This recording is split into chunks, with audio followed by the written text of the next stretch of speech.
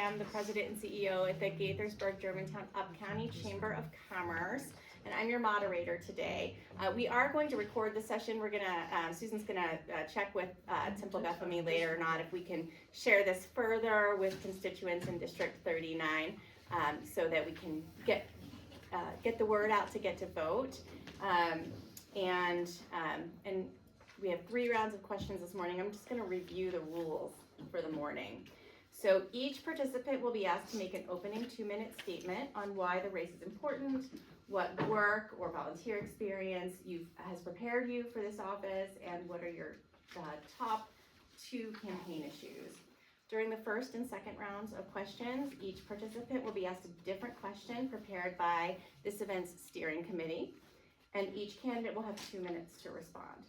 To facilitate the third round of questions, each of you will receive a copy of all the questions that have been prepared for today, and then you'll be allowed to choose to respond to a question already asked, or you can choose any other question from that list that we circulate. You'll have 2 minutes to respond to that round as well. If there is some additional time, I may do another round of questions with each candidate having 1 minute to respond, and then after which you will have 1 minute to do a closing statement. Sound good? We have timekeepers in the front row. Our timekeeper will alert you when there is 30 seconds left, when there is 10 seconds left, and when time is up. Time limits will be strictly enforced so that the forum can end promptly. The seating order for this morning has been chosen at random, and so the order of responses for each round will be rotated. We will start with a different person each time. I would also like to remind our candidates that you should remain seated when answering questions. It'll be my role to announce your name when it's your turn to respond. You're expected to avoid cross-talking, speak to how you would handle a particular issue, leave the audience to draw their conclusions on any necessary differences between the candidates. And at all times, please be respectful of one another and your views. We're going to maintain professional decorum. Audience, please hold all of your applause until the end of each round of questions, just in the interest of fairness and time. And then we will get started.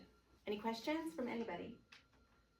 Okay, I think that is the power alarm for the building, so we're just going to have to manage with that. Yeah.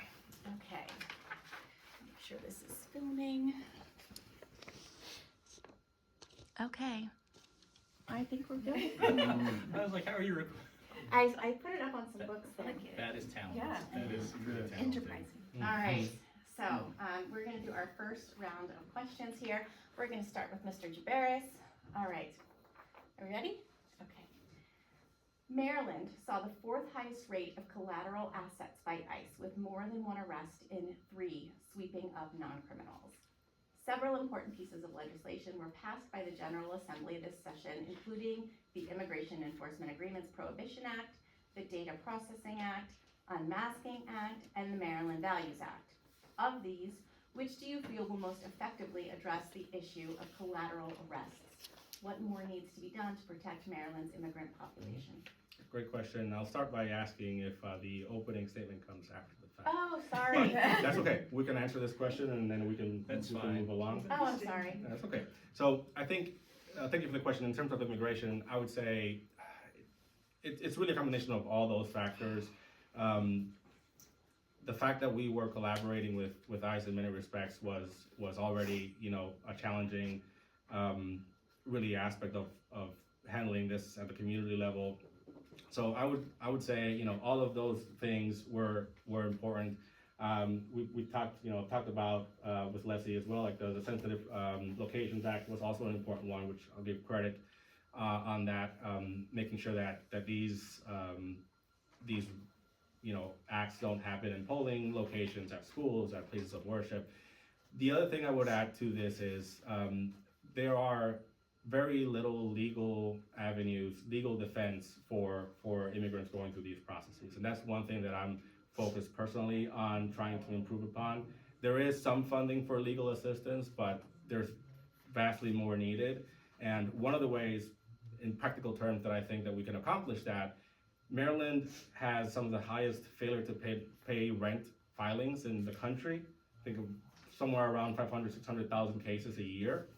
If we were to tack on, let's just say $2 or $3 onto those filing fees, we're talking about $2 or $3 million more of revenue or resources that can go specifically to qualified defense of immigrants.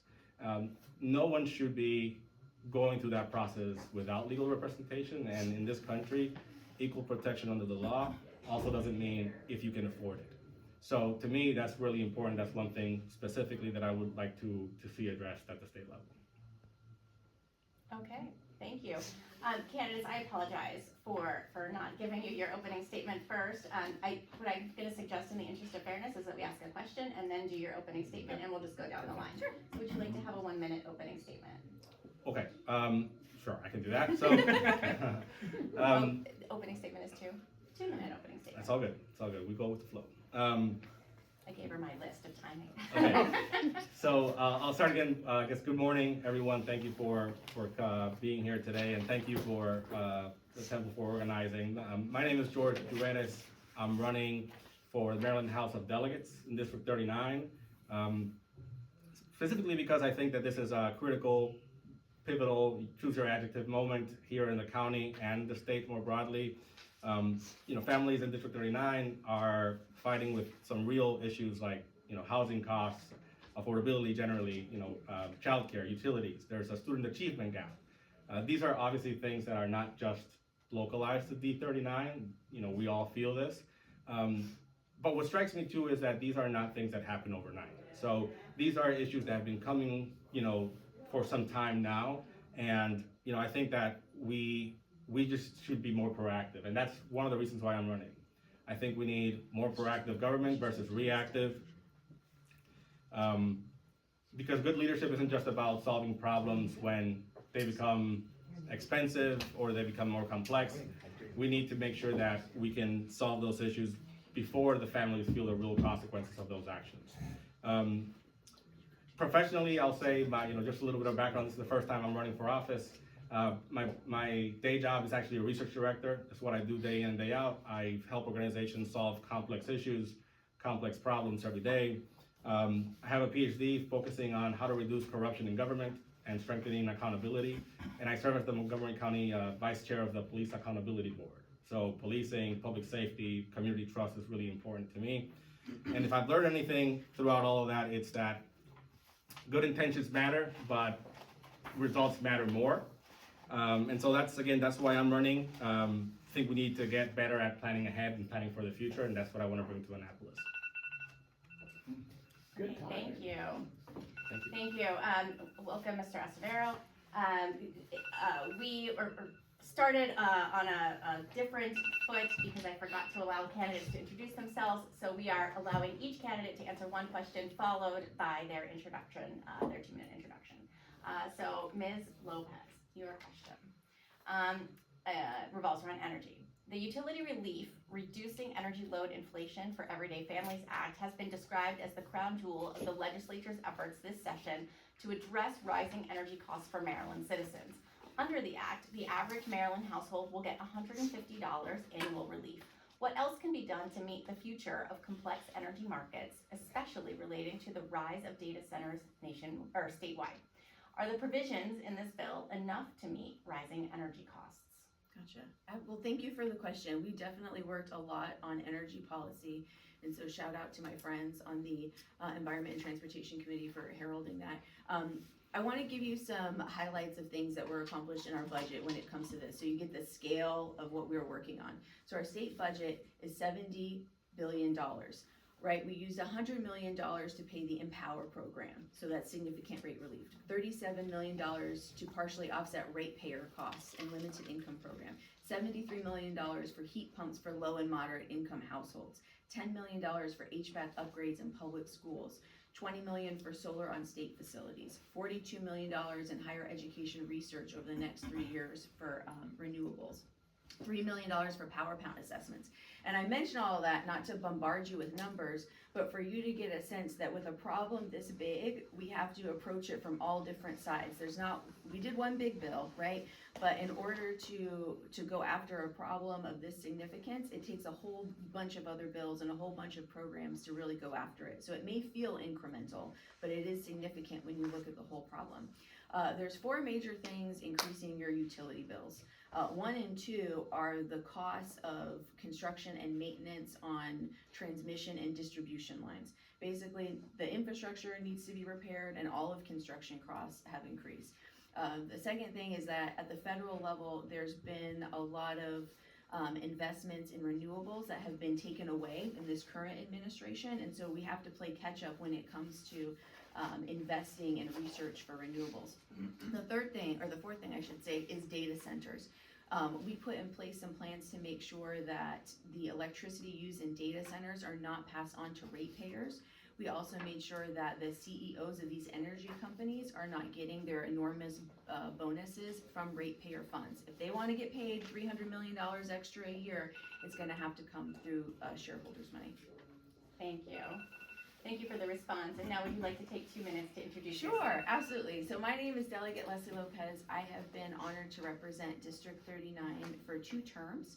And I live in Germantown with my husband and 2 little boys who go to public schools here. And in my day job, I'm a professor at George Washington University. I lead the Public Relations and Communications graduate program. And so my first 4 years in the legislature, I worked on the Judiciary Committee. And we worked to do first in the nation bills in terms of police accountability. I was the firearms person, I was the gun person. A bill that I passed to ban ghost guns was the first in the nation here. It became the ATF regulation that President Biden adopted, and then earlier this year it was challenged at the Supreme Court. So now my little bill from Maryland is now federal law and makes people safe across the country. And I bring that up because that's really emblematic of the work that we have to do as lawmakers in blue states. We have to be thinking about how we can introduce things in partnerships with other blue states that can, serve as a protection with everything going on during the Trump administration. And so the job over the past 8 years has greatly changed.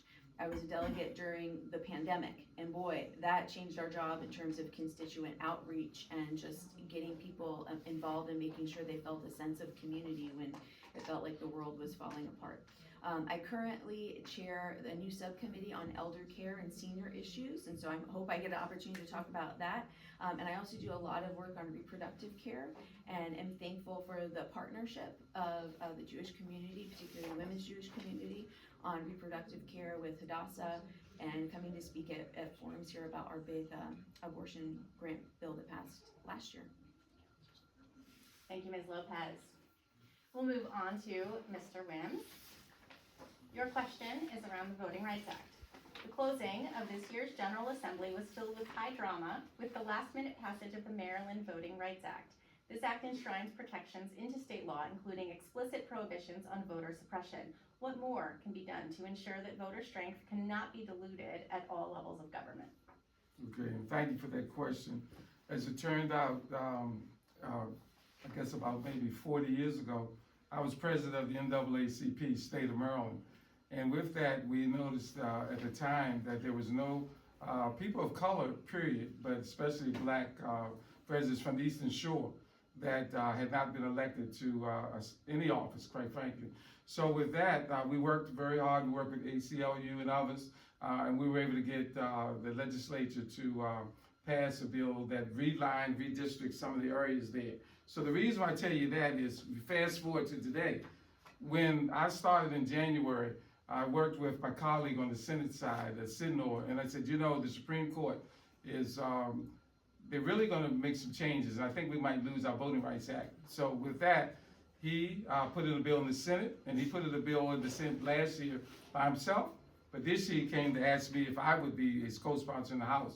So what we did at the last minute, you're right, after 2 months of debating and so forth, the bill passed.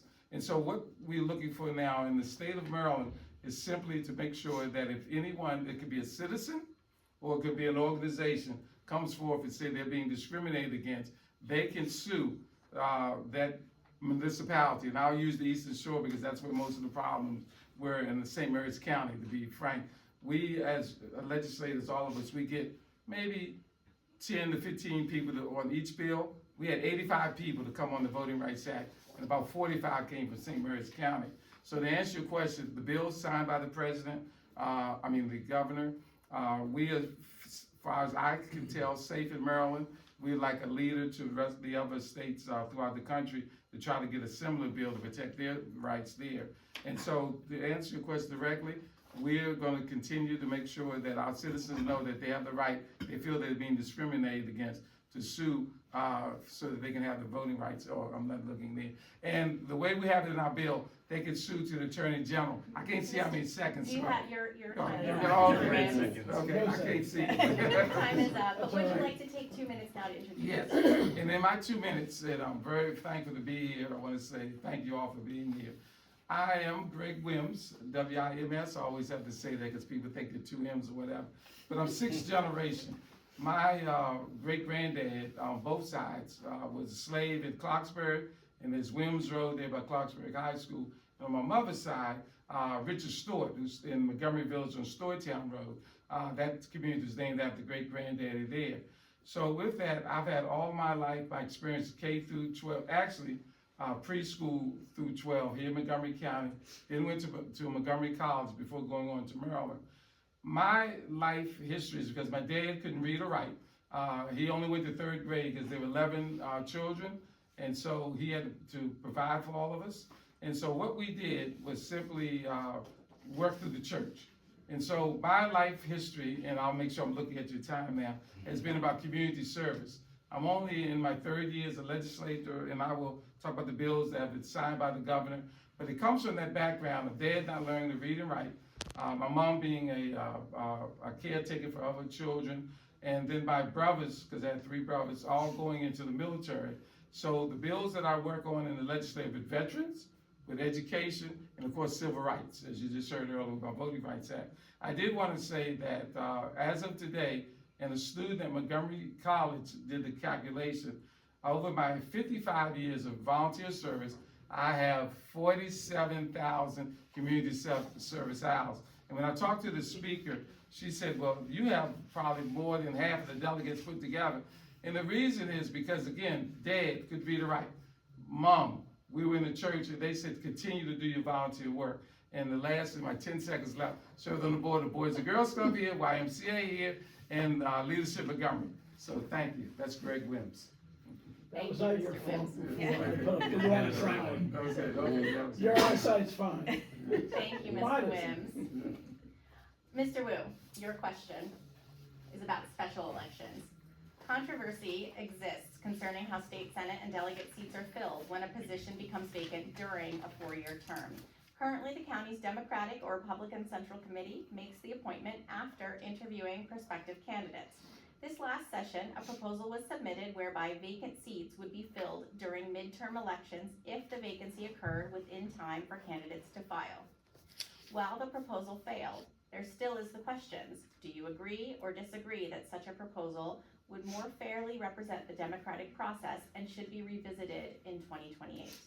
Yes, I mean, 100%, and it's not just a state level issue, and so we've had these discussions, and I know I'm doing my introduction after the question, but I'm a Gaithersburg council member, so I sit in a municipal seat right now, and for the past 10 years, we have municipal elections, and so we've had some instances in the past where somebody leaves the council, gets promoted, or goes to a different position, and we have to figure out how to address that. Currently, in Gaithersburg, you do an appointment process akin to what the Central Committee does, because they ultimately make a nomination request to the governor, and the governor usually just follows it.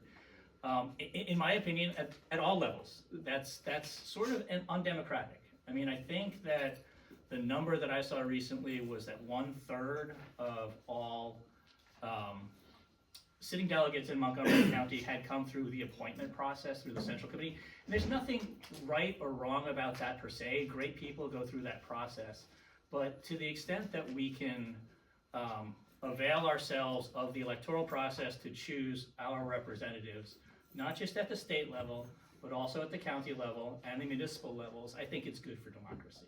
Now the devil's in the details as to how that works. Like for example, when Delegate Spiegel now was council member Spiegel, he got appointed upward, but he was so close to the next municipal election, we as a council actually made a decision not to appoint to his position because we didn't want to favor one candidate over another. And so we let that, so it was 4 of us who actually had more voting power for that block of time. But we left that seat vacant because we wanted the electorate to choose the next council member and not the electors to choose the next council member. And I think that pretty much sums up at every level of government. Transparency matters. Thank you. I cede my 10 seconds. You see your 10 seconds. Yeah. Thank you, Mr. Wu. Would you like to take 2 minutes to introduce yourself? Sure. Thank you everyone for coming out here today. It's great to sit here. Paula, obviously we've known each other for a while, and I appreciate your involvement in the community and fellow candidates up here. I'm Rob Wu. I am running for District 39. I am a proud resident of Gaithersburg, and I've been in municipal office since 2015, so I'm in my 3rd term as a council member. I've always made the promise that I would limit myself in Gaithersburg, and so I'm eyeing who would be next to come on for the electors to choose. And so moving on, I had an opportunity presented to myself where Nancy King, Leslie Lopez, and Greg Wims, folks that I've worked with for a long time. And so I'll just go through this because it means a lot to me. And so Nancy has brought so many resources to Gaithersburg. I first met her when she brought in a check for our Old Town Park Plaza. And so there's actually a picture of me. I'm standing there in military uniform. We've got hard hats and shovels on. And that's when I met Nancy. And at the time, she didn't represent us because all of Gaithersburg was in District 17. And I actually had to ask who Nancy was. And they said, well, that's your other senator. That's the one that brings resources to us. No slight against anyone in District 17. I've gotten to know Leslie since 2018 when she was first elected. She's shown up for Gaithersburg, and Greg I've known since I first got elected, because before he was on a delegate, he was a victims' rights advocate. He's a friend of Gaithersburg, and so when they asked me to come and run with them, it was a no-brainer for me because I've been providing and serving my community in Gaithersburg, and I'm looking forward to providing and serving the entirety of District 39 because we're all kindred spirits. So I know a lot of folks in Montgomery Village because Gaithersburg and Montgomery Village are intertwined. Same thing with Gaithersburg and Germantown. I know it's Gaithersburg, Germantown, Uptown Chamber of Commerce. We come first, but we love them all. And so it's an easy fit. Look forward to representing District 39, and I look forward to your questions. Good timing there, Mr. Wu. Thank you. Mr. Acevedo, we're asking you a question. You'll have 2 minutes to respond, and then you'll be given 2 minutes to introduce yourself to everybody here today. You came in, I just want to make sure it's okay that I'm recording the session. Okay. All right, your question is around food insecurity. SNAP rolls fell by 35,000, representing a drop of over 5% as the federal government has cut state funding. In addition, regulations have made it more difficult and cumbersome for the truly needy and deserving to apply and receive benefits.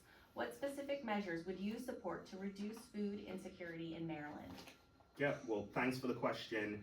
I think when we talk about food insecurity, there's 2 things really that we should be focusing on, not just the SNAP benefits, which are critical, but really whether our kids are being fed when they're also in schools. We know whether you're able to get a nutritious meal, so it determines whether you learn, which also determines your academic outcome. And so food insecurity is something that I think is not just specific to District 39, it's something that across Maryland we're facing. And as a member of the House Appropriations Committee, which oversees our state's capital and operating budget, I previously served on the Health and Social Services Subcommittee, which deals with SNAP. We have ensured that despite all of the cuts that we're seeing at the federal level that the Trump administration has made to SNAP benefits, that we are stepping up and we're ensuring that folks aren't losing that very important benefit so that they can get the kind of nutrition and the kind of food that they and their families need. And that is something that impacts not just District 39, but across our state. So while it's unfortunate what this federal government is doing around SNAP benefits, I think it's really emblematic of a policy that is just, harsh towards working class people. And we just need to realize that this is a moment where states need to step up and really fill the gap when it comes to SNAP benefits, and I think that's what we have done. In addition to that, we have not passed universal school meals for our kids. We still have school lunch debt. Many of you all would have seen a very generous community member / philanthropist paid off the school lunch debt for thousands of MCPS students. And I think that's really an indictment on us as a community. I think we need to pass universal school meals. That is a huge food insecurity issue. And we're not just talking about when kids are in school, but when they're outside of school as well. Thank you, Mr. Acevedo. Now you have 2 minutes to introduce yourself. Thank you so much. This is my third time coming back to Temple Beth Ami. First came in 2018, 22, and again this year. I'm Gabriel Acevedo, and I'm proud to serve as the delegate for District 39. That includes the communities of Gaithersburg, Montgomery Village, Germantown, Clarksburg, Washington Grove. I've been representing this district for 2 terms, 8 years, and really proud of what I've been able to accomplish, not just on public safety, but more specifically as a member of the Appropriations Committee, as I said, that oversees our state's budget, bringing back hundreds of thousands in infrastructure projects for Montgomery Village, for Gaithersburg, for Germantown, for Clarksburg, but also working with various organizations on legislation that's important to our community as well as our state. I'm the current chair of the Public Safety and Administration Subcommittee that oversees criminal and juvenile justice organizations. And so a good bit of my time is spent on not just criminal and juvenile justice, but really the issues, working class issues that matter to District 39 residents. Really proud to continue running to represent this district. And I think we have amazing individuals from District 39 who have stepped up to put themselves before you all to ensure that we have not just a diversity of candidates, but people have an alternative, and I think that's what's important. We have Amar Mukunda, who's running for the state senate. We have Dr. George Luberis, who spoke earlier, who's running for the House, all of whom come with a diverse background and experience that I think our district not only needs, but need to see in terms of representation on the ballot. And so I'm proud to represent this district and to not just be here answering questions, but also I'd like to think that I brought a little bit of the light. Thank you, Mr. Acevedo. That concludes our first round of questions and introductions. You may now applaud for our candidates if you wish. All right, we will start the second round of questions now. We will start with Ms. Lopez and work our way back to Mr. Jaberis. Your question, Ms. Lopez, is about closed primaries. Recently, Governor Moore mused, with independent voters becoming the fastest growing political party in the nation, does the closed primary system, such as we have in Maryland, make political sense any longer? What are your thoughts on this issue? Yeah, I understand why it was originally introduced in theory, because you have people of one party selecting their representative for their party to be on the ballot. So I understand the history behind it. I'm of the mindset that it would be a good idea to expand the primaries to independent and unaffiliated voters, because it gives more people a voice in the system. As we mentioned, we represent almost a majority immigrant district. 127 languages are spoken here, and people approach our political process with their own experiences from their home countries, their originating countries, and they might not feel fully at ease with identifying with a party. So we need to make voting as accessible as possible. I will say that if we do expand the number of targeted voters, we also need to change the way we do campaign finance reform, because what will happen is the amount of people we have to target with our campaign literatures, with door knocking, is going to increase in such an enormous way. If you don't increase public financing options for all candidates, you're gonna make it so that only the wealthiest self-funders or people from corporate interests can participate in this system, right? Because fundraising is very difficult. I hate it. It's probably my least favorite part of this job. But I'm not a multimillionaire, and so that's a tool that I have to just to stay in office and connect with folks. In this district specifically, the amount of outreach cannot be overstated, right? We have the lowest voter turnout in all of the state, and so for us running for this office, we really have to do consistent outreach throughout the entire year, that costs a lot of money. If we're gonna increase the number of people, on those 4-year cycles, we also need to change the way we think about financing. Thank you, Ms. Lopez. Mr. Wims, you're next. Your question is about business climate. How can the General Assembly encourage more small and medium-sized businesses to locate in the state to increase employment opportunities and to improve our tax base, especially to help offset the impact of the displacement of so many federal employees this past year? Okay, thank you for the question. Before becoming a delegate, I did work at the Small Business Administration for 4 years, I believe, and that sort of gave me an opportunity to sort of look at the thing of businesses. So for Maryland, I think, and I agree, I'm on the Ways and Means Committee, by the way, and on that committee, beside, of course, education, we have taxes and so forth. And I'm a strong advocate of those who want to come into Maryland, those businesses, to give them a tax break so that they can set up in Maryland, but also be able to hire our Maryland employees, our residents, to work for them. Also, one of the things I voted for legislation with the governor along that line is that in Maryland, we have the perception that we're not business friendly, which is actually not true. If you look at the statistics that in the last 2 years, you see that we actually have more businesses coming into Maryland, a lot of them small businesses. One of the things that we had, because Leslie Lopez, our delegate, said that we have the largest immigrant community in the state, in District 39 and a little bit of Gaithersburg also. And what we found is that the governor and the legislature actually have put in incentives to give opportunities to make sure that every citizen, our women, our minorities, by race, etc., have an opportunity to compete for the $1 million and multi-million-dollar contracts that we have. And one of the things that I'm proud of to work in my committee, 2 things actually, Ways and Means, is one, that $4 or $5 billion bridge project that we make sure that we have an opportunity for small business, for minority business to participate. And the other is the SPEAR in Prince George's County. We voted on giving them the special exception. And the SPEAR, for those, is like a big entertainment center that will hold several thousand people. That brings more money into the state, but also for us in Montgomery County in District 39, we'll probably be going there ourselves to see certain shows. So thank you. Go to the Sphere. Yes. Thank you for the Thank you, question. Mr. Wims. Mr. Wu, your question is around education. Can I answer the question? State Superintendent of Education Carrie Wright has described this General Assembly session as a very successful year for schools. However, among the challenges facing education is the question of replacing the STAR system with a better way of grading school performance. Another challenge is the possibility that Maryland's blueprint for education faces possible cuts and restructuring as structural deficits are anticipated. How can Annapolis make sure public education continues to receive the funds necessary to maintain its recognized program of excellence and hold schools accountable?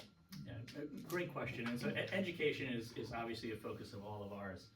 And particularly in Gaithersburg, we have a strong focus and partnership with our local schools. I had worked for example, to bring a English-Spanish immersion program to Brown Station Elementary School. It's an innovative program. It's one of 2 in the county. And the reason for that is because it helps you think through the population and meet it where it is. So if you know Brown Station, it is a high farm school, high English as a second language school. And so you really had folks falling behind, not through their own fault, but because of the structural mechanisms that were in place in the education system. And so think of that more broadly. And the schools in the schools in Maryland have historically been blue ribbon, been the top of the top, the cream of the cream. And there had to be a reset. And so I support the blueprint. I support the monumental effort and the monumental resources that have gone behind it, but it is something that needs to evolve over time, because with any large program, when you are stepping into kind of a void to say, we are putting our beliefs, we're putting our resources behind this, you're gonna have to evaluate it over time. And so, where I think that the blueprint has really stepped up is in resourcing to allow for better ratios of students to teachers, better ratios of students to special staff. So my wife is a school psychologist up in Frederick County. Maryland as a whole, and the counties themselves, severely under-resourced the resources needed to engage our populations that need it the most. And so we're gonna have to keep doing that over time. We're gonna have to adjust programs so that sorry, I can talk about education all day long. Thank you, Mr. Wu. Mr. Acevedo, your question is around healthcare. Maryland faces many healthcare challenges. These include a $2.7 billion reduction in Medicaid funding. In addition, 190,000 Maryland residents lost their federal tax credit, and over 8,000 Marylanders have downgraded their healthcare plans to save money. Healthcare and social assistance is the largest industry and leading job provider in the state and will surely be impacted by these cuts. Additionally, the healthcare workforce is aging and 30% of healthcare workers are immigrants. What can be done at the state level to address these issues and to ensure that Maryland citizens remain healthy? Yeah, appreciate the question. I mean, huge, so many layers to the question, but I'll just try to answer as quickly as possible. But I do think healthcare is really connected to a lot of other issues that, if not addressed, we've seen working families, whether it's using the emergency room as primary care, whether it's, instead of doing preventative care, folks are only visiting hospitals or medical professionals whenever they feel extremely ill. And that's just not the kind of a healthcare system that we want, where profit is being prioritized over people. Again, it is disappointing and a shame that this federal administration, in addition to cutting SNAP benefits, have also cut Medicaid benefits, support for not just seniors who need help with healthcare, but low-income folks as well. And I think we have stepped up, speaking just from my experience as a member of the Health and Social Services Subcommittee, to ensure that we're funding Medicaid as a state. But what we need to do more broadly, and I think is just as critically important, is the passage of my bill that I've been introducing since being elected to the legislature, and that is the Healthy Maryland Act, which would bring about single-payer Medicare for all. Maryland's the only state in the union that, if we wanted to pass and implement a single-payer Medicare for all system, we can. We have the system in place already to do it, like Massachusetts. We have an all-payer system. When then Congresswoman Barbara Mikulski was in the House, she managed to get Maryland, removed from a lot of restriction that states who accept Medicaid funding have restrictions. We don't, and so there's really opportunity for us to expand this program and to ensure that we're covering as many people as possible, regardless of income and regardless of zip code. But if we really want to address this, I think there's so many layers, but I would start with my bill, the Healthy Maryland Act. Thank you, Mr. Acevedo. Mr. Giberis, your question is around juvenile justice. Although it took more than a decade this session, the General Assembly passed the Youth Auto Charging Bill. This act reduces the number of offenses that automatically land youth in adult court. Still, some lawmakers argue more work needs to be done to help Black youth, who make up a disproportionate number falling into this category. What can be done to address the problem that balances accountability and deterrence with rehabilitation and second chance community programming? That's an important question, and thank you for that, because you already may know this, but Maryland incarcerates a very high number of juveniles, probably top in the country in terms of that unfortunate statistic. And so personally, as in my work as the vice chair of the Police Accountability Board, part of that is also realizing and understanding a lot of the racial challenges and the undertones of policing in the modern day era and in policing in our communities. And so to me, I think yes, it is a matter of accountability, and we do that from the Police Accountability Board. Actually, a bill that Delegate Acevedo also was instrumental in passing. I'm working on the ground to fulfill it, and it is not only about the transparency in policing and increasing that community trust. It's also about prevention. And so, like I said at the beginning, at the outset, for me, what's important really is being proactive and proactive government. And so, how do we prevent these things from happening? What are the the infrastructures or the programs that are out there that will serve these communities, infrastructure in places like Germantown and Clarksburg, after school programs, institutions or, recreation centers, things that help these communities, have the resources that they need, because obviously, the safest communities are those where those needs are met: education, jobs, opportunity. So those are all things that I think we need to make sure we focus on in the future. It's not just about enforcement after the fact. It has to be about prevention before it happens. Thank you, Mr. Rivera. That concludes our second round of questions. You may applaud for the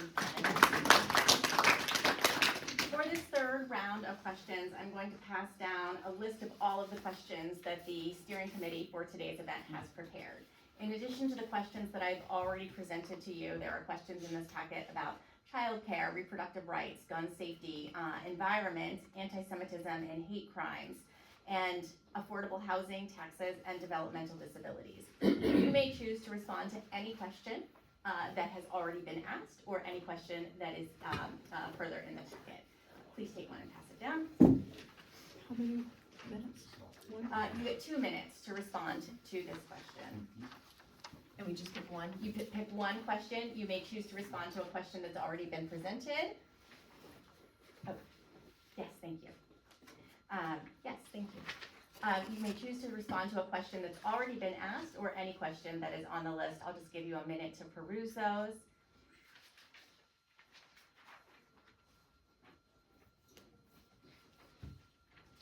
Yes, sir. Have a chance to ask any questions? Yes, sir. Thank you. All right, and we are going to start this round of questions with Mr. Wims. Mr. Wims, what question would you like to respond to? And I will read the question aloud. Okay, I think I'll respond to child care. That was because I'm on the Ways and Means Okay. Committee. Let me present the full question for Oh, you. okay. Mr. Wims is responding to a child care question. The question is, making child care affordable for many families continues to be a challenge. One bright spot this legislative session was carving out of the budget $20 million to support the state child care scholarship fund. These funds will cut the current wait list by more than half. What more needs to be done to make child care affordable for all? Okay, thank you for that question. As I said, that's a question, because that's my committee. All of us have our committees that we serve on, and that's where I'm at 90% of the time. And so with child care, as I stated, as we had the debate before our committee, of course, we all know child care, you need to take care of children, but to me, it's an economic matter. If children are at home with their parents or a parent, that means they're not working, the parent's not working. That means we're not getting the tax dollars, we're not getting the benefit of income coming in to help those families. So as I look at it from that standpoint, we fought very hard, and on the subcommittee that I'm on, we were very successful in passing, is this what this bill legislation says, that about $20 million that will go to child care for those who from low-income families. There's a long waiting list of several thousand children throughout the state that cannot get child care because they can't afford it. With this $20 million, that's a little snippet, I would say, because we need much more. And what we decide for those children who are homeless, one, two, of course, who meet the qualifications that's considered the low-income family, and then three, for those who have children in other daycare centers, this money will go to them so that all the children can go there. Because we found from testimony for our committee, there may be one child care center because that's all the parent could pay for, but then there are two more children at home that they can't. So this would help those families. And the last thing I would say about that is when I mentioned the economic development impact of it all, if you think about it, Maryland is a state where we have the federal government that's cut a lot of the employees. They've cut with Medicaid, Medicare, they've cut with construction, they've cut with education. So the only way that families can actually survive is that they have to be working. I just have 10 seconds left. So that is, I'm so proud to be on that committee and be one of the co-sponsors of the child care supplement. Thank you. Thank you, Mr. Wims. Mr. Would you like to get a water before you respond to your question? No, 'cause that's actually the water that I was joking about. Mr. Wu, which I'm question would back. you like to respond to?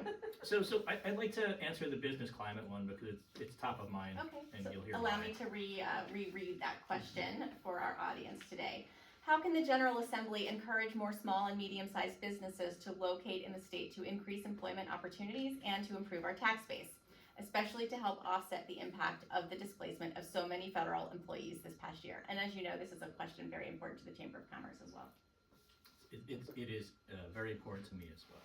And so, thanks for the question. And the reason why this is top of mind for me right now is one, just backing up a little, a lot of the business climate that is set at the local level. So at Gaithersburg and Montgomery County, there's a lot of things that make it easier or more difficult for businesses to actually thrive here. In Gaithersburg, we try to make things easier, including working with the Gaithersburg, Germantown, Up-County Chamber of Commerce.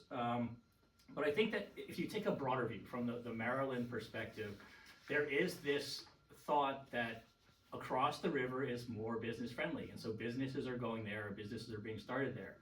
And I don't think that's the case, but I think that is something that Maryland can lead on. And so the reason this is top of mind for me right now is I've been working with the county to set up a technology incubator to help us grow technology companies here in Montgomery County.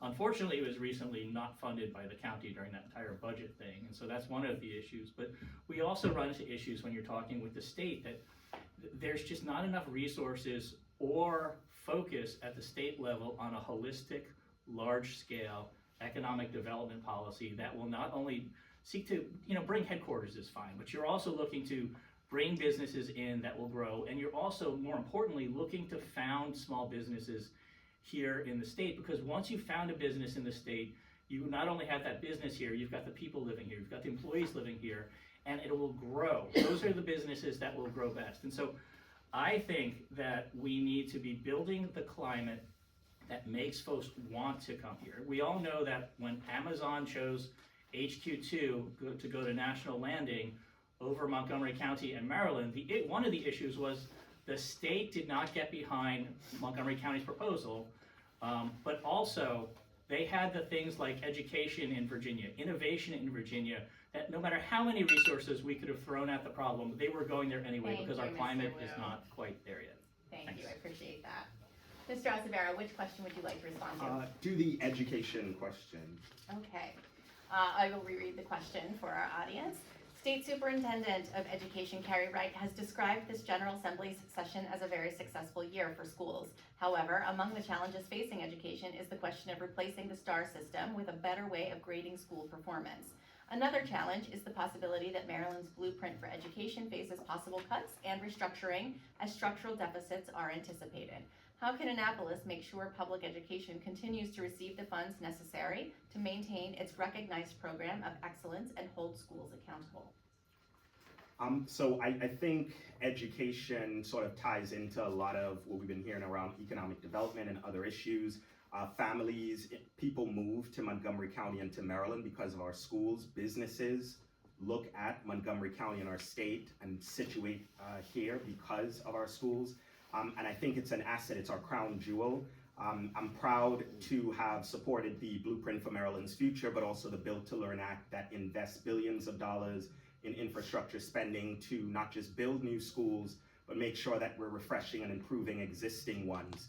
We also did a good bit around teacher salary trainings, but also teacher-student ratio. And I think the Blueprint really is something that can not just transform our schools, but really transform our state if we're committed to not just funding it, but seeing it through with fidelity. I want to just point out that, Amazon, a few years ago when they were looking at Montgomery County or Maryland, one of the reasons that they listed for building their HQ2 was our education system, right?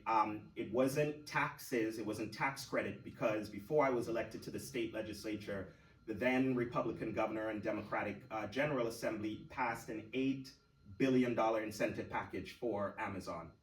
$8 billion. That is what we as a state offered Amazon to move here, right? So this idea that we're not offering enough tax incentives or we don't have a friendly business climate, I reject that. I push back against that, but not just, not just is that only false, but really we need to be leaning in on the things that we know will bring that investment, and that's our education. I'm committed, just as we can find $8 billion to incentivize a private company to come to our state, we can find the billions of dollars necessary to ensure that we're seeing through the blueprint with fidelity. We're taking care of our educators who should be paid and paid fairly. We're taking care of our students, and we're taking care of our support staff. Thank you, Mr. Acevedo. Mr. Giberas, which question would you like to respond to?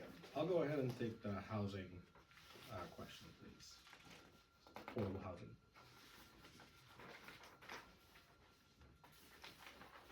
Okay, I'll read the question for our audience today. Since the last election in 2022, the cost of living has become more and more challenging for working families. The impact is especially severe when it comes to affordable housing.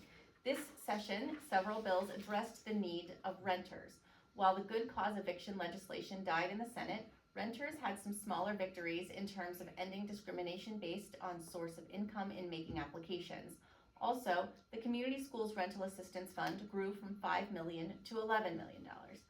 List 3 things you would like to see the state of Maryland do to make housing more affordable. Yeah, and I think it's a really important question. And like I said at the beginning of my introduction, this is not just limited to District 39. This is a county-wide issue. So I think first and foremost, going back again, this is not something that just happened overnight. This housing issue has been coming for some time. And so as it relates to, what 3 things, one thing is definitely, the supply of housing. Renter protection is another thing. But how do we do that exactly? For example, just to be a little bit more technical, in Montgomery County, there's the pilot program, which is a payment in lieu of taxes. It's supposed to incentivize developers to bring, about some more housing, which is good, but we are providing a full tax abatement on developers. So we're not getting anything back necessarily for that.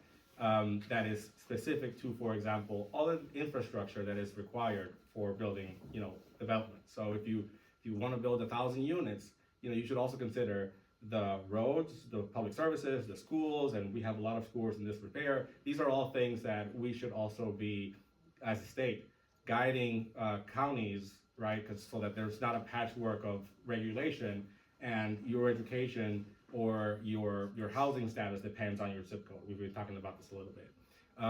Increasing the range of the area median income is a big one, I think, because again, some of these regulations, some of these thresholds, do not reflect 2026 cost realities. That's another one. And then, like I said, with regards to renter protection, that needs to pass altogether through the Senate. That's something that, again, in my district, which is a lot of immigrants live in that district. Again, from the Hispanic family perspective, for example, they rent 50% of them rent versus just 25% of white counterparts. That's something that those are the gaps for which I am running for, and the idea for which I think we can solve some problems.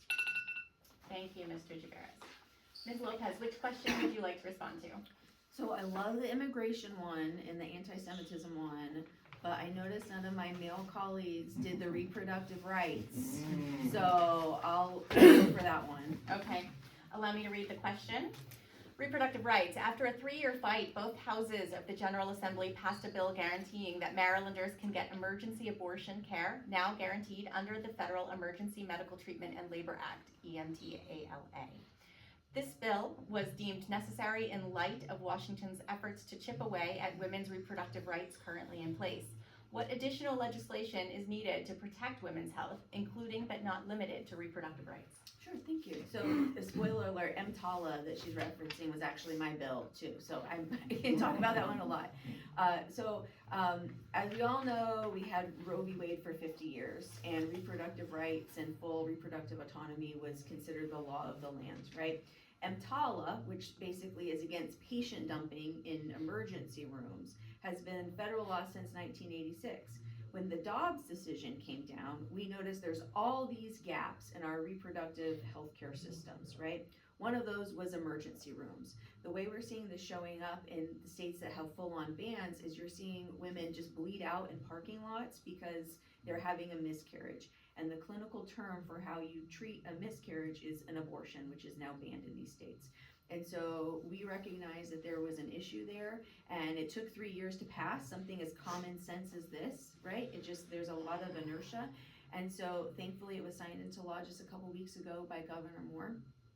We also have the constitutional amendment in 2022 that passed That passed with 76% of the vote of our electorate in Maryland, so don't have people tell you abortion is a controversial issue, it is not. And now that we have this constitutional right, the issue is access. You can have a right all day long, but if there are barriers to you using that right, it's not really fully functioning. And so the issue that we have now is making sure that people can get the care that they have, and that means resources. So last year we passed the first in the nation public health access grant program, which I can get into if you want to ask me a question later. A very wonky pot of money, $25 million, that was just sitting for abortion access. And our state was the first to come up with the framework. Then I've been working kind of behind the scenes for about a year now with other blue state lawmakers to introduce it in their states too, in a way that doesn't force litigation that messes things up. So that's what we need right now, is access. With gas prices going up, it makes getting abortion from other Thank states you, Ms. Lopez. more competitive or more challenging. Thank you, Ms. Lopez, appreciate that. That concludes our third round of questions. You may applaud for it. Our fourth round of questions today, you will have 1 minute to respond to questions from the audience. We will take a question and we will allow all of you to respond for 1 minute to that question. Yes, ma'am. Please speak loudly. I will. I have a question prepared. So just as way of background, I work at Housing Unlimited. We turn market rate homes into affordable homes for people in mental health recovery. And I also serve on the County Mental Health Advisory Committee, although I'm here representing myself today. Housing affordability, homelessness, and mental health challenges are deeply interconnected issues in our community. First, what specific steps would you take to increase access to affordable housing, expand mental health services, and ensure that people experiencing behavioral health crises receive appropriate care rather than cycling through ERs, shelters, or the criminal justice system? And second, how would you ensure that individuals with lived experience help shape the policies and programs that are designed to serve them? Thank you for the question. You will have 1 minute to respond. That is a multi-layered question, so choose wisely. Mr. Wu, you will start. Sure, I didn't bring a pen, so I'm gonna try to scattershot a response. And so, affordable housing is huge in not just Montgomery County, Maryland, but in the entire region. And so, I sit on the Metropolitan Washington Council of Governments as on the board of directors. And so in 2019, we took a vote recognizing the severe under construction of housing that is impacting the housing markets locally. And so for Gaithersburg, we took on the obligation to build 7,000 units. In DC, for example, they took on the obligation to build 30,000 units, including at various levels. So affordable housing, deeply affordable, and market rate. And so what you're seeing right now is a spike in affordability of housing that is in part caused by the fact that people want to live here. And because people want to live here, the housing supply needs to grow to accommodate that. And because it's not, that's why you're seeing spikes here. Now, also you need regulatory, I'm gonna probably run out of time. Another topic I love talking about. Yeah. Wait, did I get a minute? 1 minute. That's really not. These are 1 minute questions. Is that a minute? It was. Yeah. Mr. Acevedo, you have 1 minute to respond to the same question. Yeah, I'll try my best, but as far as affordable housing, I support social housing. I think we need to see more of government building affordable housing units. I think what it is that you and your organization, both in your individual professional capacity, is definitely important. People who want to not just get that agency, but want to be housed. And I think the role that government plays in all of that is incentivizing social housing. The state plays a role. We have given millions of dollars to local governments, which I'm sure you all are familiar with. It's the city of Baltimore or the counties, so that they can then invest in more affordable housing. I'd like to see an increasing that. I'd like to see the state getting involved in building social housing, which is something I think that we all need. And the way we increase that also is by building housing in places that are seen as expensive. Montgomery County, Howard County, and elsewhere, right? We shouldn't be limited low-income people to certain parts of the state. Thank you. I know a minute is hard. Mr. Juberis, you have 1 minute to respond to the same question. Thank you. I want to benefit from the fact that I answered part of this question, hopefully a little earlier. But just to go straight to the matter, I think there's a few things that we can do. One is increasing those MDPUs, those units, just increasing how, from the proportion of them in buildings, not only increasing them, but here's the issue about accountability again, is making sure that they are built to spec. A lot of them, you can see from the outside of the building, what is the affordable unit and what isn't. So that's number one. Number two, I would say too, like from my experience working with Leadership Montgomery, we learned a lot about how many organizations, providers, who's at the table is the question about, who's receiving these services, folks that need, those mental health resources. There's a lot of providers in the county, at the city level. They are not communicating with each other, not because they don't want to, but we need to establish some kind of, framework for them to, bring those resources together and help doing that. And then also, of course, building where the jobs are. It doesn't really make sense to build, way out there where there's no transit, making sure that we build where hubs and jobs are located. Thank you, Mr. Javeras. Ms. Lopez, you have 1 minute to respond to the same question. Okay, I'll try to be disciplined here. So on affordable housing, we talk so much about new development and growth and how we're gonna build new stuff, but we need to be thinking about how to use the current existing structures we can to the most efficiency. So I introduced a bill this session that says that if you are a senior citizen or if you are disabled and you wanna rent out rooms in your home, or a finished basement or something like that, that rental income should not make you ineligible for state benefit programs. A lot of people have, are living in a 4-bedroom house and they don't wanna, they're on a fixed income, so they're limited, but they can't rent things out because then they'll get booted from their health care, right? Or the property taxes, right? So that's one thing we can do immediately. That was so bipartisanly supported that we had members of the Freedom Caucus who accidentally voted for a bill because they thought it was that bill. So we're gonna get there. Keep going. I'll talk to you later. I screwed up there. Oh, okay. Well, on the behavioral health part of it, we need to look at all of our healthcare licensing from a perspective of equity and take out those barriers. I know for like social working tests, there's a whole conversation about whether that's racially discriminatory. And so taking a more holistic Thank you, approach. Ms. Lopez. Okay, I'll talk to you more.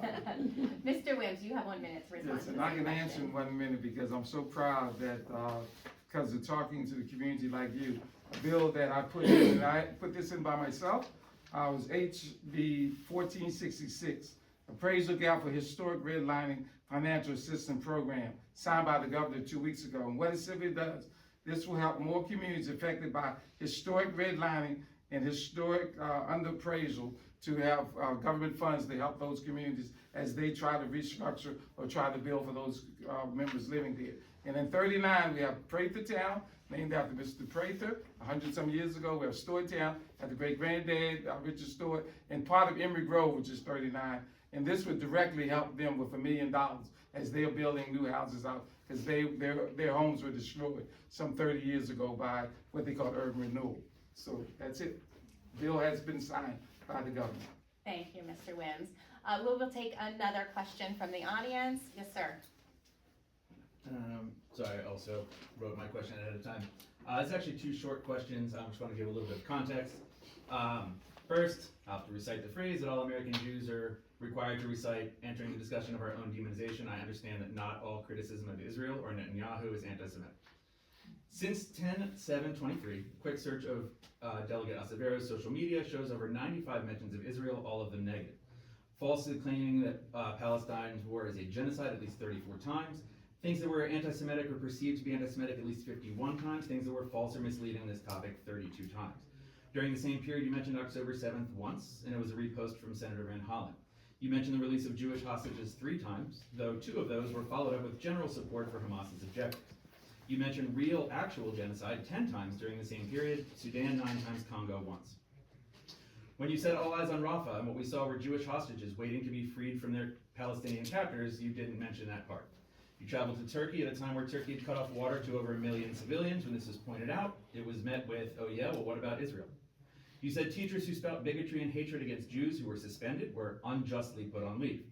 You've spoken out against many kinds of discrimination in our county and state, but not mentioned the enormous and terrifying rise in this type of hatred towards Jewish people. Sir, is there a question? Yes. A little crazy. My 2 questions are, 1, do you think Jewish people have a right to self-determination in their ancestral homeland? Just a yes or no is fine.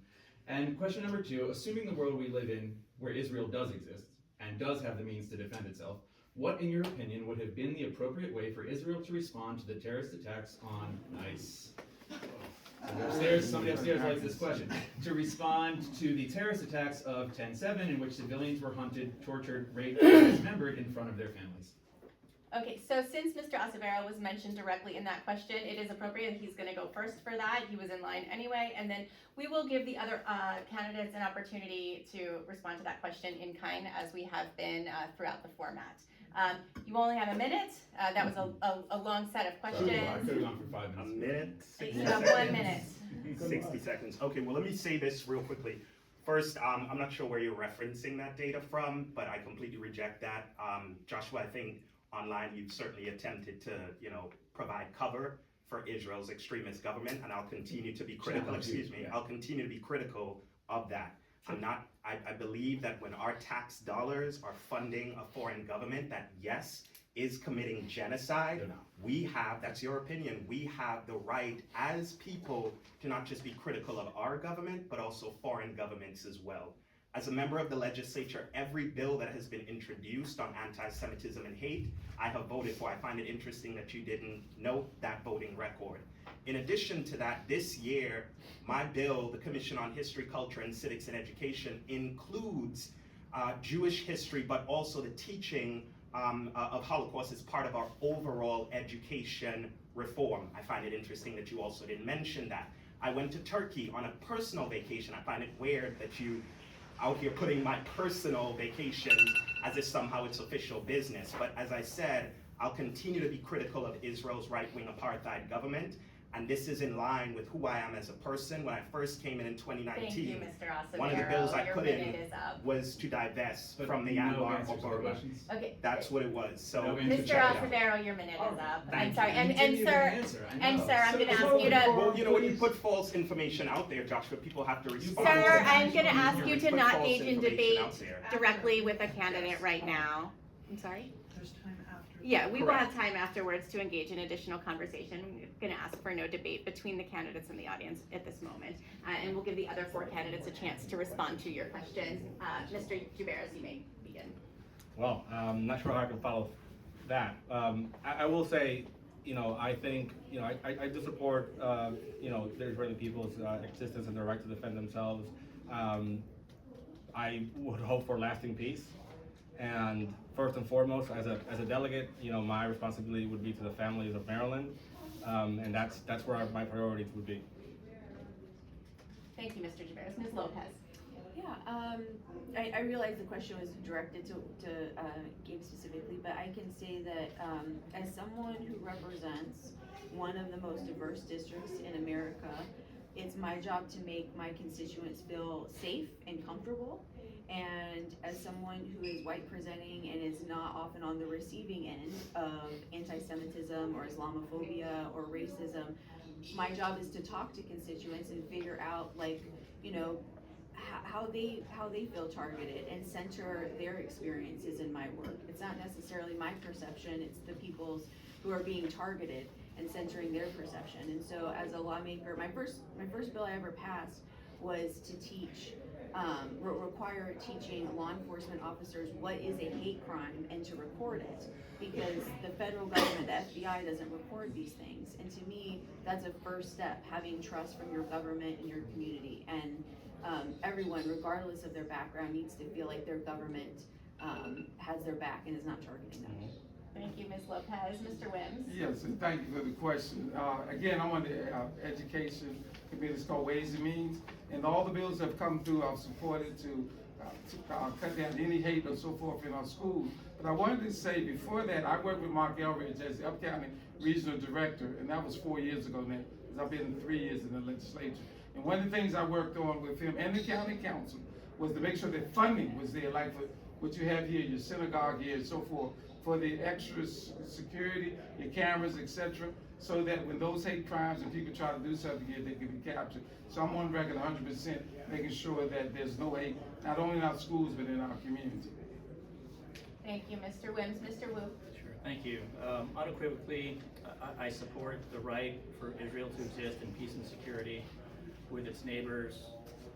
I support the right of the Palestinian people to exist in peace and security with its neighbors, consistent with historical norms, as well as Lebanon. And it's a very trying situation. Domestically, where we are here in our communities, you know, a lot of what we are seeing globally is impacting our communities. And so you see anti-Semitism, you see anti-Muslim rhetoric, you see anti-Asian hate, and quite frankly, I commend and thank the Jewish community for standing up when we see messaging on anti-Asian hate, which is, you know, half Asian. But as leaders, we have a responsibility to ensure that our entire community, wherever they come from, whatever their faith traditions are, whatever status they bring coming to us, that they are supported by their local leaders, supported by their local communities. Thank you, Mr. Wu. Okay, well, I've been asked to finish this form about 11:15, so we're going to give each of our candidates an opportunity to make a closing statement right now, 1 minute. Mr. Jubaris, you will go first, and we will go down the line.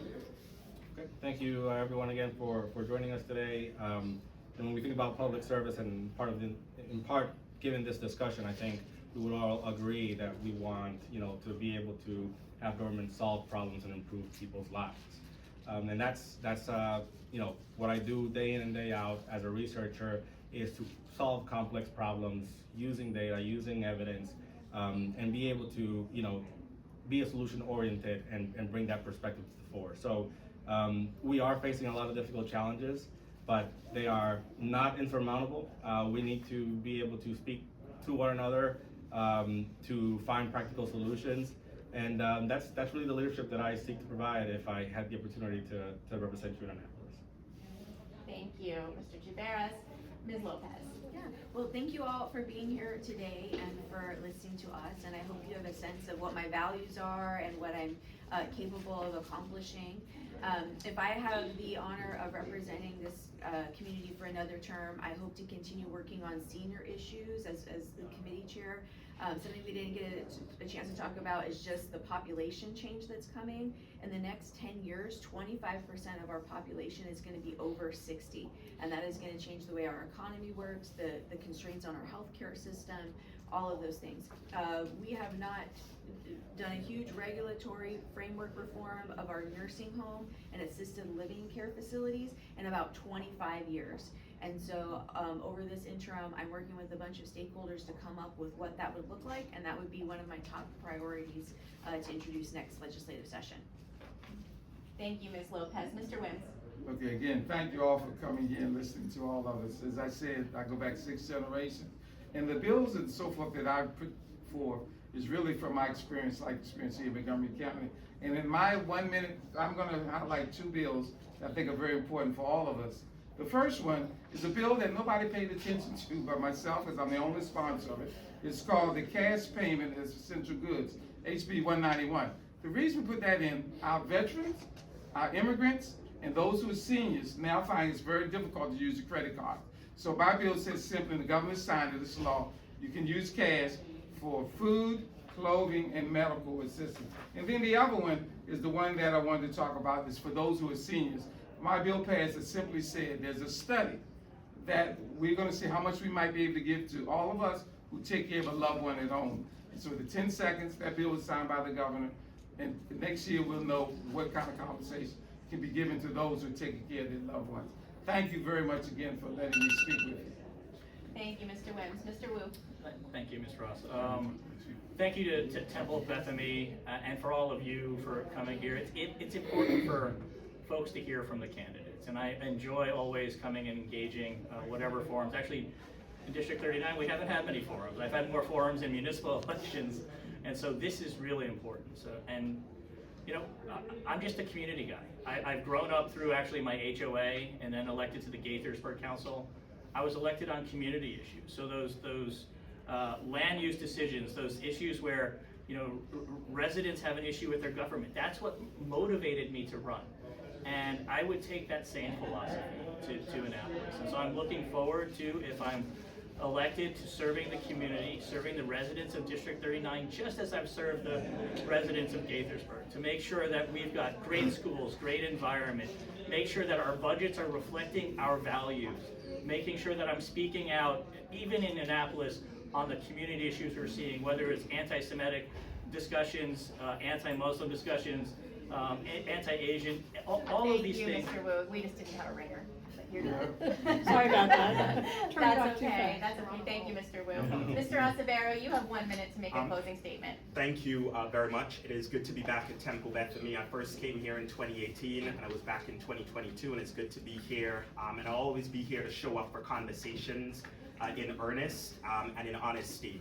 When I first ran for office in 2018, I wasn't cherry-picked to serve in this position. I didn't run on someone's coattails. The community knew me, and they knew me by virtue of my work. And they also, in addition to that, did you get your picture? In addition to that, you know, the community re-elected me in 2022, and I think I really have a body of work to point to, from public safety to criminal justice reform to social issues to guarantee basic income. And what you will always get from me is someone who will stand on principle and who will speak from a place of values. And I'll continue to do so both as your state delegate, and my hope is to continue representing you. Thank you. I would like to thank the candidates for coming to this morning's forum. I would like to thank our audience members for convening with us today to learn more about our candidates. Again, my name is Paula Ross. I'm with the Gaithersburg Germantown Up-County Chamber of Commerce. The candidates will be here to engage in conversation for a short while afterwards, and Temple Beth Ami is convening a county executives candidate forum immediately after this. Up front, It's in the sanctuary. in the sanctuary, that forum will be held. We have like another 10-minute break. I was gonna pass. Thank you all for attending.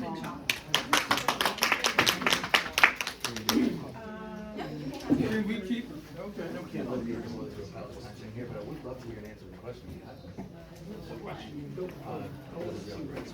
And in a word, Oh, no, I don't. It has to be a no. Did you want to keep on? I got it. Are you coming for me?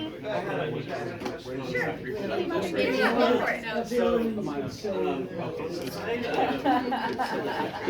want to thank you for doing a great job. Excellent questions. Thank you.